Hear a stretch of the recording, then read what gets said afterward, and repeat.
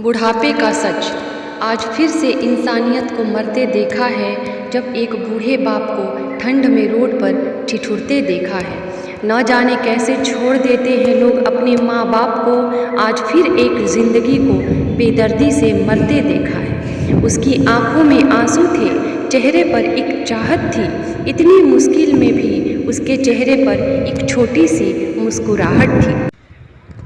बहुत बुरा लग रहा था मुझे, ना जाने क्यों मन में एक बेचैनी थी। मेरे पास कुछ भी न था देने को, लेकिन फिर भी सब कुछ भेंट देनी थी। आखिरकार मैंने उससे पूछ ही लिया, बाबा तू यहाँ इतनी ठंड में क्यों लेटा है, अपने घर क्यों नहीं जाता? उसके आंखों में आंसू आ गए, प्यार की झलक भी दिख रही थी। वह बोला, बेटा तेरे जैसे ही मेरा भी एक बेटा है, जिसको मैंने पलकों पर बिठाया था।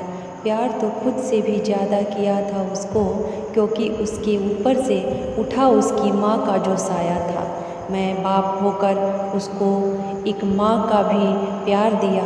शायद कुछ इसी कारण से उसने मुझे आज घर से निकाल दिया।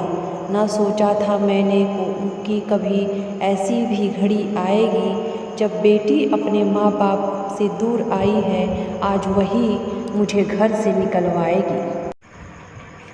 मैंने बेटे को बहुत समझाया, अपने किए हर प्यार को बताया था, पर बेटे के मन में जैसे एक अंधकार सा छाया था। वो भी अपनी पत्नी की बातों में आकर अपने बाप पर जुल्म ढाया है। जिस बाप ने बेटे के लिए अपनी सारी खुशियाँ त्याग दी, आज वो जैसे हुआ कोई पराया है। बस इतनी सी कहानी है मेरी, जो इस रोड पर पड़ा हूँ मैं। जिस बेटे को हर एक सुख दिया, आज उसी की वजह से इस मोड़ पर खड़ा हूँ मैं। बेटे एक बात तुमको भी बताता हूँ, तुम बहुत प्यार करना अपने माँ बाप को, पर इस मोड़ पर मत छोड़ना कभी। त्याग देते हैं माँ बाप अपनी सारी खुशियों को, जिससे बेटे को दुख ना हो कभी।